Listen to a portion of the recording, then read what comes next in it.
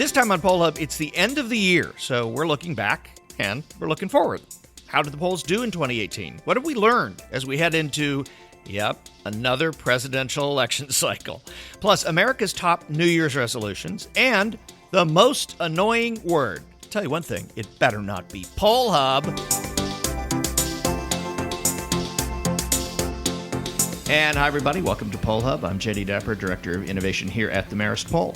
And I'm Barbara Carvalho, Director of the Marist Poll. And I'm Lee Marigoff, Director of the Marist College Institute for Public Opinion. And 2018 was a big year for polling. We certainly did tons of polls with our partners at NBC, NPR, PBS NewsHour, and ran everybody ragged getting all these polls done. But there were a lot of polls done all over the country. Public polls. And one of the things I think that we're interested in as we get to the end of this year is to look at how where the polling industry is, where pollsters are, and also kind of to look ahead a little bit, because next year is the beginning, God forbid, of another presidential election We're back. cycle, right, Lee? We're back. So anyway, joining us is Peter Enns. He's the associate producer of the Department of Government. Associate professor. Associate professor. In the department, I'll talk slower, of government at Cornell University, and executive director of the Roper Center for Public Opinion Research, which we mention in every single one of our podcasts because we use a lot of the trend stuff. So, Peter, welcome, and thank you for joining us. Thank you. It's my pleasure to join the conversation. Yeah. So, as Jay said, big year in polling, big one coming up. What's your take on sort of how we are right now as an industry coming off of 2018? Yeah, I think to me it's a high point for the polling industry, and I think there's that may come across as surprising, and I'm happy to elaborate on that. Mm-hmm. But one study that comes to mind was Will Jennings and Chris Vlejian had a recent article in Nature. And they did something I thought was just really impressive. They analyzed 220 national elections in 32 countries from 1942 to 2017. And they looked at the polls right before the election took place and then measured the error in the polls preceding the election across this time span, across these countries. And they were able to show that, if anything, polling error has been decreasing. Courtney Kennedy and colleagues had an article in Public Opinion Quarterly, did a sort of a similar type approach, just looking at U.S. elections, and found roughly the same result. So when we look at the big picture, when we look at the full scope of data, the accuracy... Now, of course, polls aren't necessarily intended to forecast elections, so that's an important caveat that we're all aware of. But even with that benchmark, polls are doing quite well. So tell us a little bit about what the Roper Center does. I mean, we talk on our podcast about how you archive stuff. What exactly does that mean you do? Yeah, no, that's a great question. So I think and a lot of things are going on at the Roper Center. But you can almost think of it in sort of two big picture ways. One is archiving the top line results, so the percentage who respond a particular way, whether it's approve or disapprove of the president, or who might have had a pre-existing condition related to healthcare. Those aggregate percentages are archived, and so all of those are available. This is going back to 1935. To essentially today, over 700,000 survey questions. That's all U.S. based as of now, though that's expanding. And then actual individual level data sets. So if a researcher or a student or somebody working for a nonprofit, government, media wants to analyze the data on their own, maybe run the crosstabs, do a regression analysis, over 22,000 data sets, individual public opinion polls, and those are from over 100 different countries. And so what types of polls? These are all public polls. Tell us a little bit about the organizations that also participate. Sure. So right now there's 40 current data providers that send their data to the Roper Center. And would we recognize the names of many of them? Sure. So ABC News, AARP, CBS News, and we've been, of course, in conversation with. So I should mention a really important part of the Roper Center collection is the Marist Poll is in this question level database, and then we've been talking about at the individual level, the data set level, incorporating them into the Roper Center, which would be phenomenal. Yeah, I just find it fascinating because this is for poll geeks and data folks. This is really a one-stop shopping center for all kinds of information. And the digital marketplace, Lee, I think is the new way to put it. And I love the fact that can you pull out a few things from the 1930s or 1940s that you particularly like when you go really deep into the archives? Because I've seen some stuff and different people occasionally, publicize something that they stumbled on. Have you stumbled on anything interesting recently? Oh, yeah. Questions about should bathing suits in the 1930s and what's appropriate. And so, what people should wear at the beach. But of course, historical events too. Helmut Norpoth, who's a political scientist at SUNY Stony Brook, just wrote a book looking at attitudes toward war and military intervention, looking preceding World War II. And so, whether it's something from fashion trends to public support for going to war in the 1930s, it's there. A couple other things that sometimes jump out, the early polls, because obviously before he entered politics, Donald Trump was well known for other reasons. Questions about would you want to go on a Valentine's date with Donald Trump? He didn't fare too well in that survey, but that's there. More recently, Cards Against Humanity have been, I don't know if you know this game, they've been conducting their own polls, very high quality surveys they're doing, and they're archiving their data with the Roper Center. So across the spectrum. We talk a lot about politics on this podcast because many of the polls we do, obviously, for our clients are political polls. And I think if you talk to people and you stopped them on the street and asked them about a poll or polling in general, they're going to think about political polls. But you just hit on something I think that's really interesting about Roper and about polling in general, is that it's a way to kind of see history in a current time. Like, in other words, you go back to the 30s and we don't ask questions about bathing suits anymore, but it kind of allows you to go into that period of time and be in that moment to see what people were thinking. What do you think in the polls, and put the political side, the questions aside, what do you think in the polls now that somebody 50 years from now is going to look at and say, wow, that 2018, that was a strange year? Terrific question. I'm not even sure where to begin. I think there's a lot of people looking and saying 2018 was a strange year already. But what I think is, there are two aspects of this. One, and this is getting into the political a little bit, but how even issues that we don't necessarily think ought to be political are polarized and have a political bend. And I think 50 years from now, looking back and the heightened sense of partisanship and how that carries over to so many questions that the public's asked that we might not think of necessarily as political, is going to be something that people really look back on.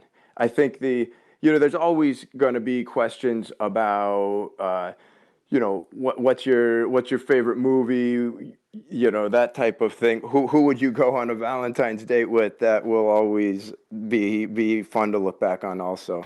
Can anybody take a look at what's in the archive? I know here at Marist College, because the college is a member of the Roper Archive, that if you are on campus, any student can just log on and do that. But can the average person take a look at what's available? So anybody can go on our website, excuse me, the Roper Center's website, and search what's available. In terms of accessing the information, that is membership based. And so financially supported by membership. You could think of this as a subscription model, and most universities, most research institutions, many media organizations are members. At the same time, we want to make the data and the information available as much as possible. And so we often get individual requests or requests from a particular journalist saying, hey, would you be able to help me find this information? And so we try to accommodate as much as possible. Another avenue we've been looking to explore is trying to partner with public libraries to see if public libraries could be the institution get with the Roper Center membership, and then would that be another way more individuals could access this information? Because the way I think about it is the Roper Center is a database of the voice of the people. And so we're preserving the public's voice, which is such a critical element of democracy. And to the extent that we can make sure the public knows what its voice is, we want to do that to the fullest extent possible. One of the things that we talk about on Poll Hub a lot is the different modes of data collection that the industry is going through right now and the shifts they're undertaking. So when I go on the archives, am I also going to see different ways the data was collected over time, and certainly the multitude of ways it's done now? Sure. A really important aspect of what we're doing is making all that information available. And so this goes to reporting the exact question wording that was used, because that is critical to interpreting the results. Who funded the survey, how the data were collected, was this done via just calling landline and cell phones, which is critical for any phone survey these days. All in the 1930s, the methods were a little different than today. All of that is explicit and documented, because we want researchers or whomever's using the database to know exactly how the information, how the data were generated. Hey, before you go, Peter, one of the questions we asked everybody on staff here, and we are doing this as a segment in the show in a second, coming up next, but I thought maybe we'd get you to jumpstart that segment. What's your New Year's resolution? Oh, my New Year's resolution, I'm on the hook here. I know, we didn't warn you. We didn't give you any warning whatsoever.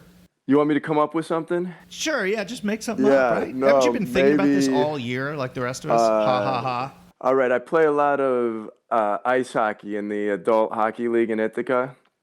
My resolution will be to get a fewer penalties on the ice. Oh, let's go positive. How about a hat trick? Okay, hat trick. Yeah, there you go. Hat trick. Okay, so does that mean I don't have to get fewer penalties? No, you get as many penalties as you want. You get a hat trick. Who cares about the penalties, right? You're a hero. Okay, deal. Peter Enns, thanks for joining us, Executive Director of the Roper Center, which is up at Cornell University. We, pitch you guys on every one of our shows, and we love the work you do, and we use it for much of the analysis and stuff that we do. So thanks for everything you do, and have a great holiday, and here's to 2019, right? All right, thank you so much, and I'll maybe you can have me back, and I'll report back on whether I got the hat trick or not. You got it. Take care. So Peter isn't exactly the only one that gets put on the spot when we ask about New Year's resolutions. We ask this question nationally of Americans, and probably about half of them say they're either not going to make a resolution or have a tough time coming up with one that they would like to make. But this year, exercise does top the list of resolutions for 2019. It does differ a little bit by gender. Women, actually, their top resolution is to lose weight and then exercise more, but I think that actually may go hand in hand. And men, their number one resolution is quit smoking, Which of course, followed by more exercise and being a better person. Well, I don't want to talk about that, but the quit smoking I thought was somewhat surprising. Just that almost one in five men 18%. Say that. So there's a lot of that needing to be done for people. It also doubled from last year, from 6% to 12%. I know we're talking about small numbers, but considering that smoking has been on the decline among adults now for decades, it's kind of interesting, and I wonder what it says. There's a recent report about vaping in high school kids, and that's not smoking, but it kind of is. And I wonder if some of that is making people more conscious. I don't know. That was a really weird number to me. I thought that was interesting. Yeah, I thought that was pretty surprising. But maybe fewer people will be smoking by the end of 2019. Now, the making of resolutions, though, is not, it's about 44% say they're going to, but that's not evenly distributed throughout the population. No. And we've seen this in prior years. We ask this, I think, almost every year. Yeah, no, if you're under 45, you're much more hopeful, perhaps, and you're much more likely to think that you can make a resolution and perhaps keep it. Although I think one thing that is really interesting is that more than 2/3 of Americans do say that they keep their resolution for at least part of the year. So I think that is good news. Which may be Does that 20 mean one minutes. day, or? But here it is, though, Barb. Okay, it's like people under 30 are twice as much more likely to make a New Year's resolution than people over 60. So the question is, not just are the people hopeful, but what is it about some of us who might be over 60? You've already accomplished everything. And you've already reached perfection. What can I say? What resolution can a perfect person have? Or other than to be more perfect? Or then How boring. Yes, or then we've tried everything and failed. I'm not sure which. I'll take your interpretation. I think that's kinder and gentler. So not only did we talk to people around the country about New Year's resolutions, we also brought in the staff of the Marist Poll to see what they have on planned for this New Year's, and here they go. All right, my name is Michael Conti. I'm the Director of Research and Data Analysis here. And this year, my New Year's resolution is to actually start cooking more. All I eat right now is basically microwaved hot dogs as well as some frozen pretty much mac and cheese. So I need to actually start learning to bake, cook, all that good stuff. Maybe some vegetables would actually help things out a little bit, but we're going to start slow and see how it goes. My name is Ashley Hansen. I'm the Survey Operations Manager. My New Year's resolution is to get more sleep. Now that the baby is a little bit older and sleeping through the night, I'm hoping to up it from 4 hours a night to maybe 6 hours. That's the goal. Good luck. My name is Casey Schaff. I'm the administrative coordinator here, and my resolution is to get back into running and maybe run a half marathon. My name is Wynn. I'm a field assistant at the Marist Poll, and I've never had a New Year's resolution before. I always kind of considered it an adult thing, but I feel like an adult now, and so I'm hoping to not purchase anything new in the next year in an attempt to, save waste for our planet and my own money. And I'm Daniela Charter, and I am the director of the Survey Center, and I have a very long list of New Year's resolutions, as I do most years. So I'm just going to go with what is on the top of that list, and that is to not eat things that upset my stomach. I'm Stephanie Calvano. I'm the Director of Data Management and Technology. And even though Lee told me I should resolve to be nicer to him this year, unfortunately for him, I do not make New Year's resolutions. So sorry, Lee. This is Mary Griffith, Media Director for the Marist College Poll and Executive Producer of Poll Hub. My New Year's resolution is to worry less and to live more in the moment. But I have kids, so I'm guessing by 12:02 on January 1st, I will not keep that resolution. Happy New Year. No, I'm giving it about till 12:01. Good luck there, Mary. Well, what's interesting is I am a big believer in just creating habits. And so I think that making a New Year's resolution is actually a great thing and something I do throughout the year. Now, it may be because I actually don't keep it for the entire year. Is killing me. What do you got here? It's a good buildup.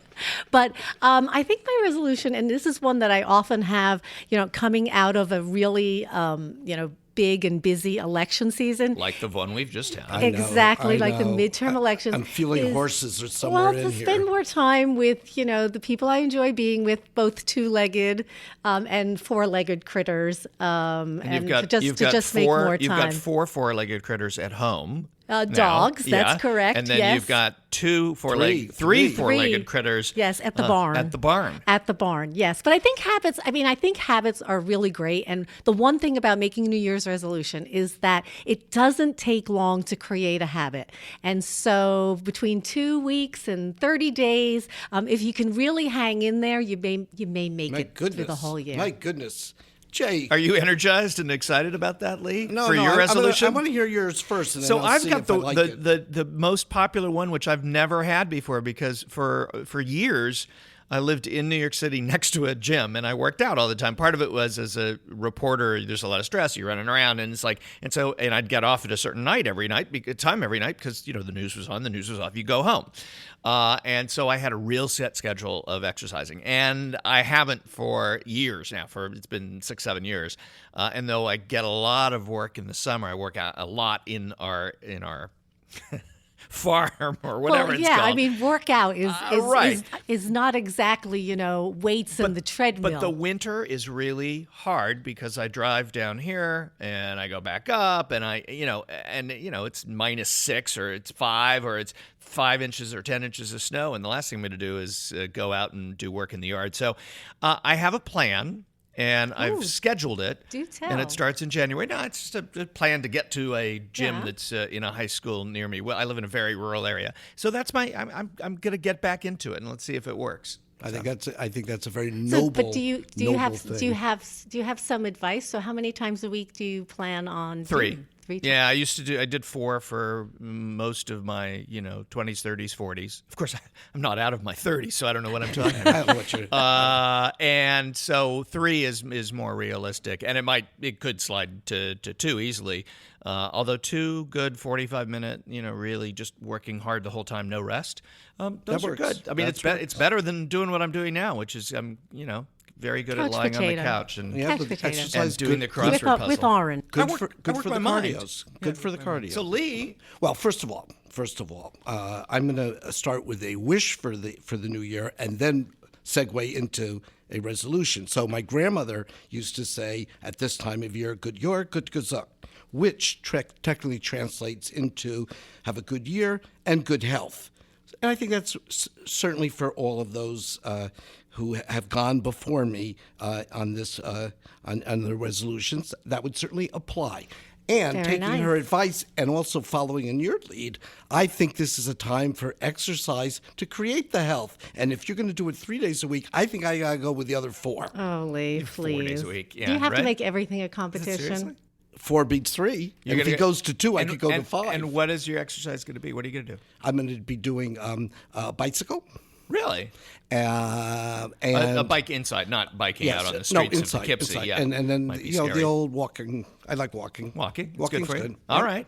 Yep. Well, competition's good, so I'm actually fine with that. So we'll figure that out in the new year. We'll figure out some kind of competitive. Yeah, it can be weight regimen. loss. I got more points to give. Well, yeah, a little bit. Yeah, that's true. Oh, And well, happy New Year's to all. Yeah. yeah. Yes. But May your resolutions we do have bear fruit. We do have one more thing, though, before we go, because each year we try to find what people think is the most annoying word or phrase that is used in casual conversation and come up with the number 1 word or phrase.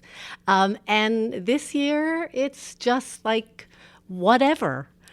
Just as it's been for the last decade, I think. We could not seem to find another word or phrase that people find more irksome than that word, whatever. But we did find that 25% of people under 30 say literally is most irritating. Maybe that'll catch on. If anybody has a good one for us, we're more than thrilled to put it into next year's. Fake news. Well, it's just that I hate that. It's just that whatever can be used in so many different situations. Yeah.